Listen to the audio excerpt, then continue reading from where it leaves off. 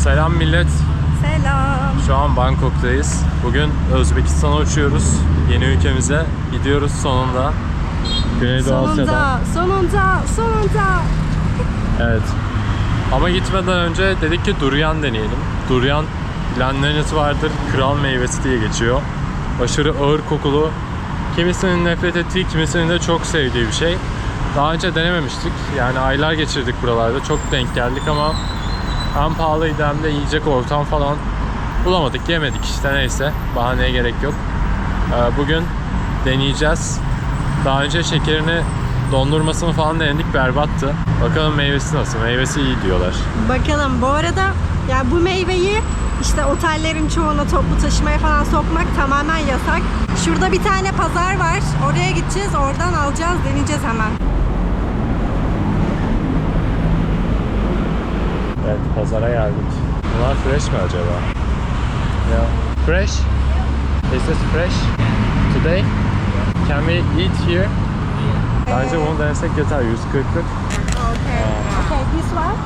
Bunun dışı çıtır diyor, içi böyle yumuşak diyor. Bu daha farklı galiba. Bunların farklı türleri de var bu arada.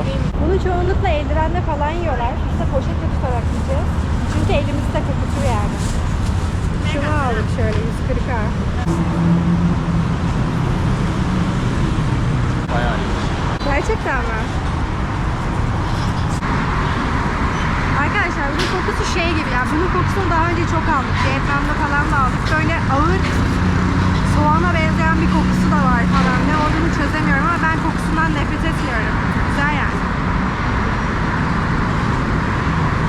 Ha, güzel. Böyle mango havası da seziyorum.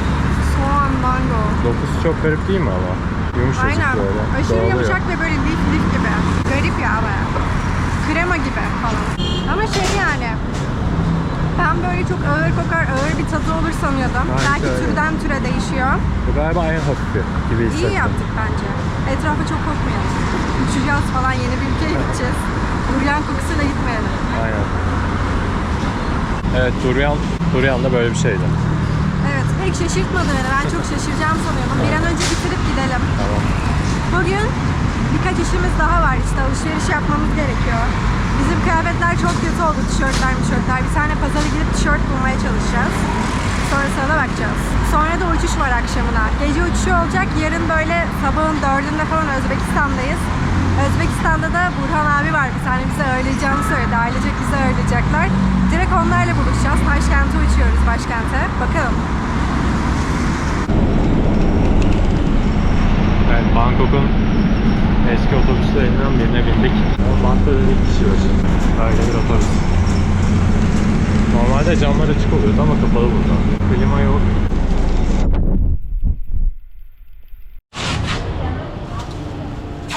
Şimdi indik otobüsten.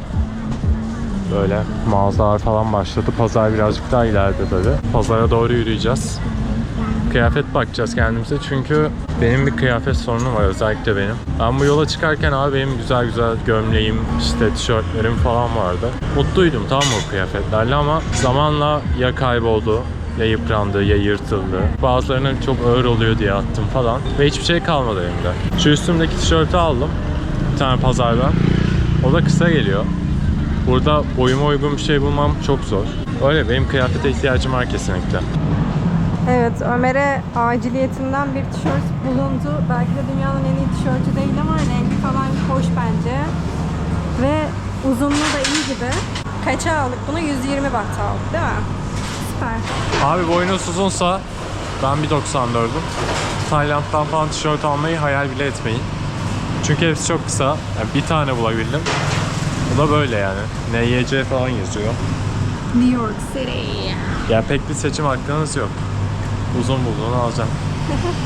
Bu arada bu tişörtü direkt giydim çünkü diğeri berbattı. Onu yıkayamadan giydim. Ama burada denetmiyorlardı. Kimse denememiştir diye. Yani temiz değildir muhtemelen de artık yapacak bir şey yok. Çantalarla da çok zor oluyor alışveriş ama yapacak bir şey yok. Özbekistan'a gideceğiz. Acelemiz var. Kıyafet bulmam lazım. Her şey çok zor. arkadaşlar kendime. Böyle bir alt buldum. Tril tril mükemmel. Film desenli değil. Onlar çok sıkıcı oldu bence herkeste var diye. Değişik bir şey bakalım. Deneyemiyorum ama göreceğiz. Bunu da çözdüğüme göre artık diğer durağımıza gidelim. Uyku tulumu alacağız. Evet, Decathlon'a geldik. Uyku tulumu aldık. Peki bunları nasıl aldık? 0 derece, eksi 5 derece bilmem ne. Bir tane yakınımız bize sponsor oldu. Ve o sayede bunları aldık. Kırgızistan'ın dağlarında, Tacikistan'ın Pamir yolunda dolmamak adına birer tane de batonumuz da oldu. Bunlar da işte hiking yaparken kullanırız diye. 2500 baht tanesi bu tulumların. Bunlar da tanesi 220 baht. Türkiye ile benzer fiyatlar galiba. Bu arada Decathlon'daki kasiyer Tay'ydi, bayağı Tay gibi gözüküyordu. Adı Aslan'dı ve Aslan gerçekten Türkçe Aslan'mış. Büyük dedesi Türkmüş ve adını oradan almış. Garip bir şekilde böyle bir şey de denk geldi yani. Aceleden falan çekemedik ama yani başka zaman olsa daha böyle vaktimiz olsa belki azıcık konuşurduk falan ama çekemedik. Çok acelemiz vardı çünkü. Evet, çok garip. Adı Aslan'mış. Öyle bunları yerleştireceğiz. Sonra da havalimanına koşturacağız. Uçmamız lazım. Bir tane daha otobüse bineceğiz. Bangkok'ta çok trafik var abi. Oradan oraya giderken sürekli yer saatlerimiz bitiyor. Hızlı gitmemiz lazım. Ondan sonra devam ediyoruz. Ay abi koştur. Bakın en aşağıdan yürüye böyle. Nasıl anlatsam, hani tek bir merdiven değil de böyle. Buradan biniyor trene. Bayağı yükseğe inşa etmişler burayı. İlk önce bu trenle bir yere kadar gideceğiz. Oradan havaalanı metrosuna bineceğiz. Trafik çok fena, o yüzden metro, tramvay falan yapmak gerekiyor. Öyle yetişeceğiz umarım. Saat 6'ya geliyor işte. Akşam 11'de uçuş. 8'e kadar her türlü oradayız. Ne haber? Terden geberiyorum. Umarım yetişiriz. Uf. Metroya bindik. Birazdan ineceğiz. Bayağı bir saat, check-in'e kadar bir saat boşluğumuz falan olacak. Hatta 1,5 saat bile olabilir. İyi vakitte geldik. Havaalanına gelmiş bulunuyoruz. Yorgunluktan geberiyoruz ya. Uçağa binince rahatlayacağım. 7 saat abi. Gece zaten. İyi yani yatış 7 saat boyunca. Süper bence. Türkiye'ye de bayağı yaklaşıyoruz. Aramızda sadece 2 saat olacak Türkiye ile. Elveda Tayland yapalım. Asansöre Aynen, karşı. elveda Tayland yapmamız lazım. Asansör Tayland'la son temasımızdı. Görüşürüz. Bay bay.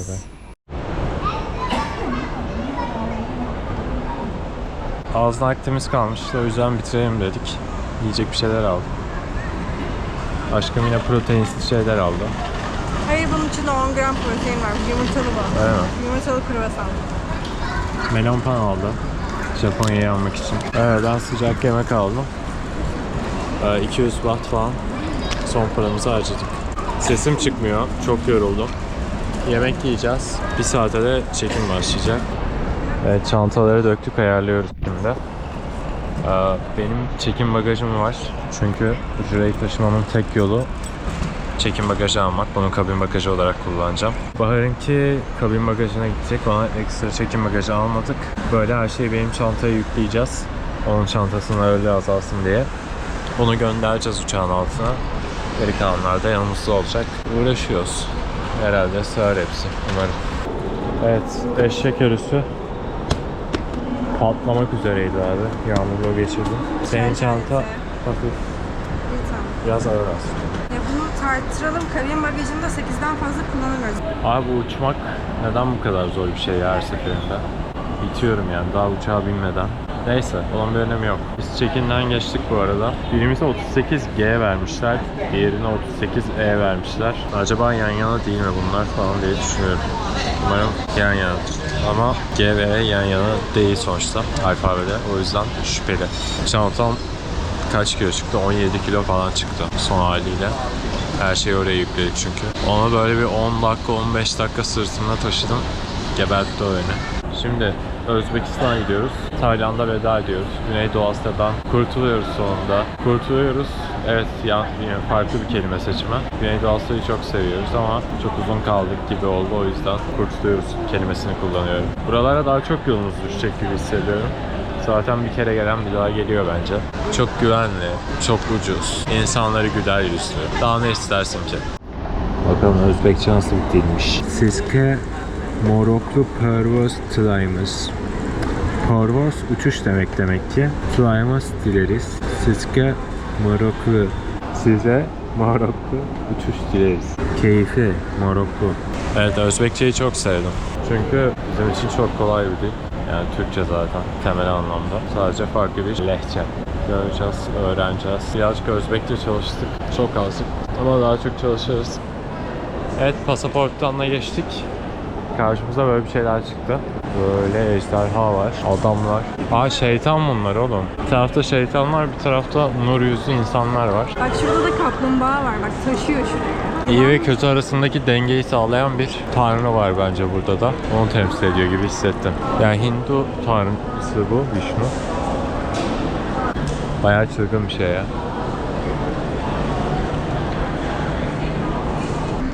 Evet, sıraya girdik. Uçağa biniyoruz. Heyecanlı mısın?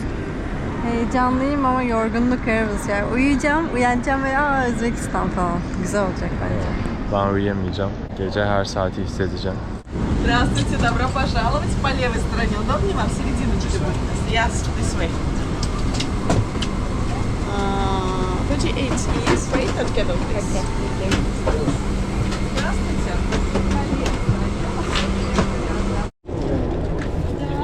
Ay bir şöyleymiş. E ve G harfleri yan yanaymış meğerse.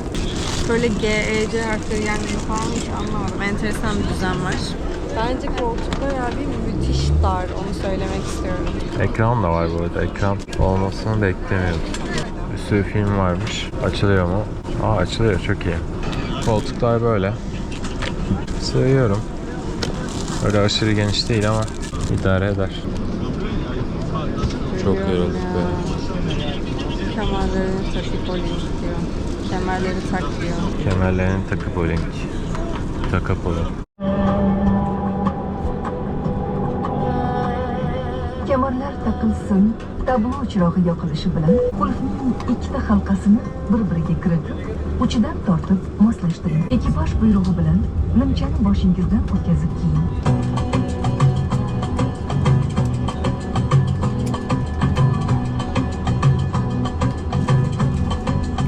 Adamlar bayağı film çevirmiş. Sahin giribga tortib, og'iz va burningizga moslab ushlang. Yemek gelmedi daha. Çiçek geldi. Su aldık. Ve tuzlangan yer kok geldi. Tuzlu yer fıstığı. Yer fıstığı. Güzel baya. Evet, yemeğimiz geldi. Makarna var. Kırmızı et var. Burada salata falan var. Bir tane kek var. Ekmek var. Burada sos var. Tereyağı, mereyağı bir şeyler var. Güzel gözüküyor bayağı. Güzel güçlediler. Et bayağı lezzetli.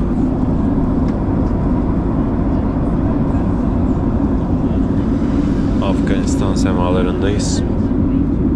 Sandviç dağıttılar. Bahar kahve aldı. Çay, kahve, su. Ben su aldım. Bizi çok iyi besliyorlar, ben anlamadım. Yani yemeği verdiler, ne bileyim. Yemekten önce tekrar bir işte içecek servisi vardı. Şimdi yine bir atıştırmalık içecek falan. Bizim koltuk bozuk. Geriye yatmıyor, çok kötü.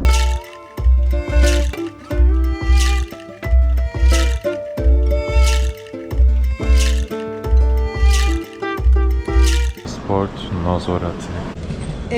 Adam bayağı Türkçe konuştu benimle. Türkçe biliyormuş, Amerika konuşmamış ama benim memuru biliyordu. Ve yani hani o kadar yorgunuz ki böyle öğrendiğimiz birkaç Özbekçe ifadeyi de unuttum. Ben kullandım da adam tepki vermedi. Ben kullanamadım bile. Her şey kafamdan uçtu ya. Neyse ki adam Türkçe konuşuyordu falan.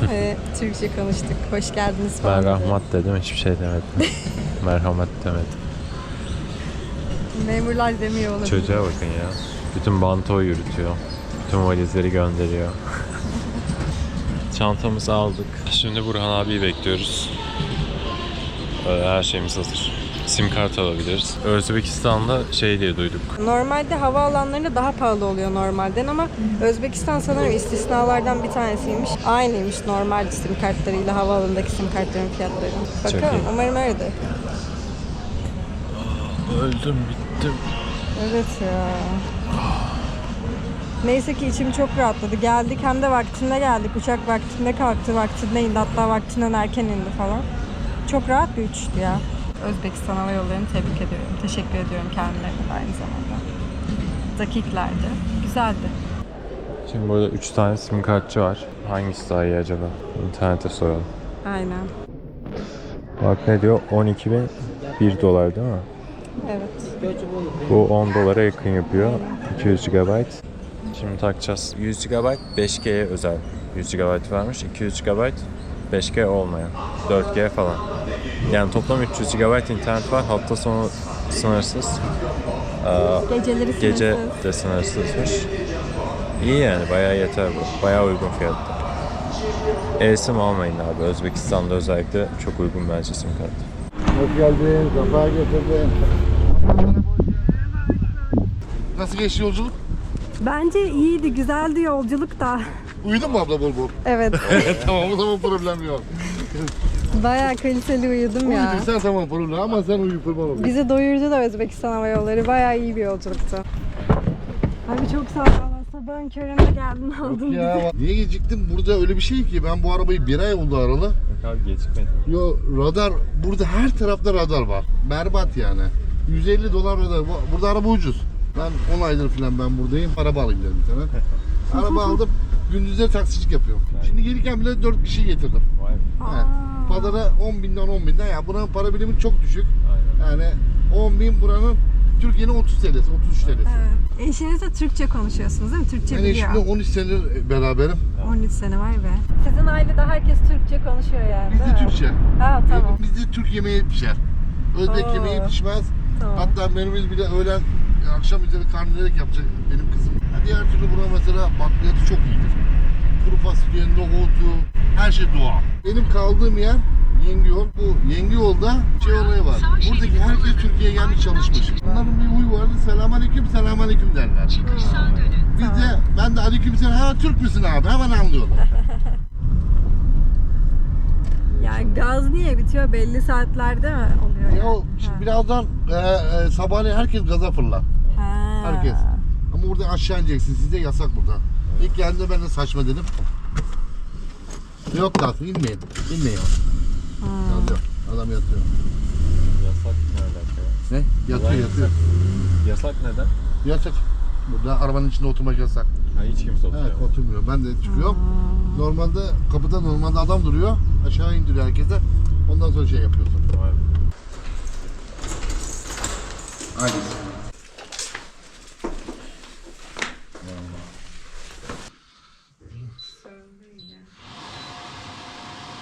Söyle geceler. Evet, sabahın bir körü geldik. Şehir merkezine burası uzakta sanırım. Yarım saat uzaklıktan burası. Neyse, kısacası tam şu an anlatamayacağım ama ölüyoruz hepimiz. Burhan abinin evine geldik. Eşiyle de tanıştık. Kızlarıyla da tanışacağız falan. Herkese tanışacağız. Bir sürü yerleri gezeceğiz. Onları çekeriz. Ama diğer videoda çekeriz muhtemelen. Öyle. Yatağımız Güzel çok burası. güzel. Yatağımız çok güzel yer yatağı. Şimdi çok ses yapmayayım. İnsanlar uyuyor çünkü. Hemen Özbekistan'daki kayıt sistemini de anlatayım. Özbekistan'a gelecekseniz abi dikkat etmeniz gereken hiçbir şey yok giriş. Yani girdikten sonrasına kadar. Girişte hiçbir şey sorulmadı. Ne bileyim, dönüş bileti, otel, hiçbir şey yoktu. Pasaporta damgayı bastılar, geçirdiler direkt. Vize gerekmiyor. Ama girdikten sonra Burhan abi de anlattı. Daha önce internette de görmüştük. Bir kayıt zorunluluğu diye bir şey var. O da şöyle. Özbekistan'da bulunduğumuz günler boyunca her 3 günde bir buranın devletine bildirim yapmanız gerekiyor. Nerede olduğunuza dair. Yani bu kayıt yaptırmanız gerekiyor. Bunu da oteller yapıyor. Geldiğinizden sonra ilk 3 gün içinde eğer bunu yaptırmazsanız deport durumuna düşüyorsunuz. Ciddi cezalar alıyorsunuz. Ülkeden gönderiliyorsunuz. Ve bir daha giremiyorsunuz falan. Yasak da alabilirsiniz yani. Bunu ilk geldiğinizde yaptırmanız gerekiyor. Sonraki 3 günlerde de en az 3 günde bir yaptırmanız gerekiyor. O yüzden buraya otostopla, çadırla gelecek varsa yani ona göre planlasın. Birinin evinde kalırsanız ev sahibi yapabiliyor. Biz şu an Burhan abinin evinde kaldığımız için burada bize yapılacak, kayıt yaptıracaklar. İşte burada kalacağımız gün boyunca. Hatta daha fazlasını yaptıracaklar. Diğer şehirleri gezeceğiz o sırada. O yüzden bizim otelde kalmamız falan gerekmeyecek. Ama böyle bir tanıdığınız falan yoksa burada otelde kalmanız şart galiba. Yine gidip otellerle konuşabilirsiniz. Diyebilirsiniz ki fazla gösterir misiniz ya da sadece kayıt ücreti versek kayıt yaptırabilir misiniz falan. Onlar yaparlar mı bilmiyorum. Öyle haberiniz olsun, bu önemli bayağı. Birazcık kuralları katı bir ülkeymiş. Ama böyle yani, yapacak bir şey yok. Güzel bir ülke. Şehirleri var birkaç tane özellikle. Semerkant'tır, Buhara'dır. İpek Yolu medeniyetlerinin, Timur İmparatorluğu'nun başkenti olan medeniyetlerin beşiği. Oraları gezeceğiz buradan sonra. Yarın ilk iş veya bugün bilmiyorum, Taşkent'i keşfedeceğiz. Burhan abinin rehberliği eşliğinde. Bayağıdır bir aile evine gelmemiştik. Türk aile evi özellikle. O yüzden mutluyuz. Gelecek günlerde görüşmek üzere. Görüşürüz arkadaşlar.